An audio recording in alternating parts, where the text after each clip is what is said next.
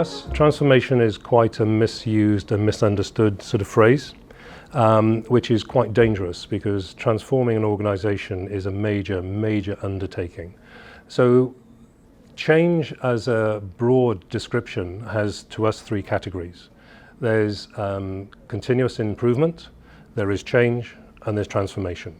For us, continuous improvement is appropriate where your operating model will deliver your strategic ambition, but you need it to be more efficient. Change is when your operating model still will deliver your ambition, but you need it to be more effective. And there may be some transformative elements in that change. Transformation is when your operating model will not deliver your strategic ambition. It is constraining your ability to deliver your strategy. You need to transform your operating model.